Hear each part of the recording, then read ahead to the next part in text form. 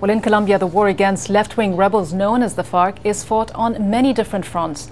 The internal warfare often takes place in rural areas where civilians and farmers are constantly caught in the crossfire. As a result, there are nearly 3 million internally displaced people. That makes it the second humanitarian crisis after Sudan. In the jungle region of Guaviare, the escalation of military operations this year alone has forced 15,000 people to leave their homes. Mariana Sanchez reports. Living in exile from a land they've known for centuries, the Nucacmacu are adapting their way of life on the outskirts of the regional capital San Jose in the Guaviare jungle. The nomadic tribesmen are caught in the crossfire of an internal conflict they hardly understand, one which they can't fight back.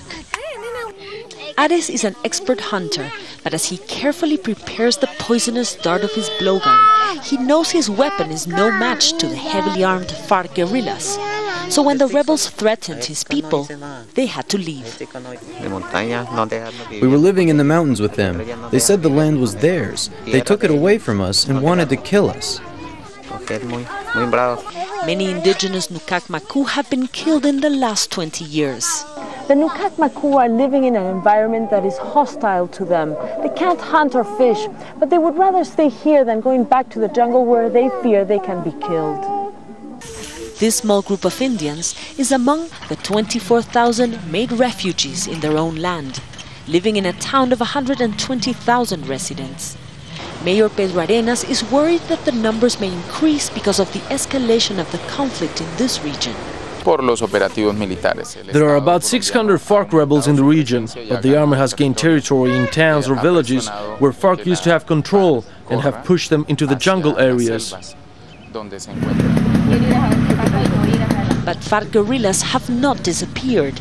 Late February, 8 rebels walked into the village of El Capricho, armed and in fatigues, to check out the town, says community leader Gregorio Ibáñez.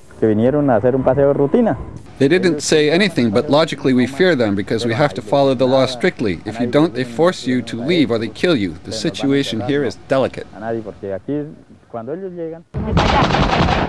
The conflict has escalated in Guaviare, where many believe Ingrid Betancourt and other hostages are held captive. The rebels fight local mafias to control the drug trade. Trained by British and U.S. Special Forces, the anti-narcotics Comandos Jungla say although they train every day, Farc has an advantage in the battlefield. The Farc can adapt to any surrounding. They work in mobile troops. Others set up camp for months, but the jungle is difficult for us. It is a scenario of a war without fronts. For more than 40 years, armed groups and civilians are forced to always be on the move, and where everyone's enemy is hiding behind the bushes. Mariana Sanchez, Jazeera, Guaviare, Colombia.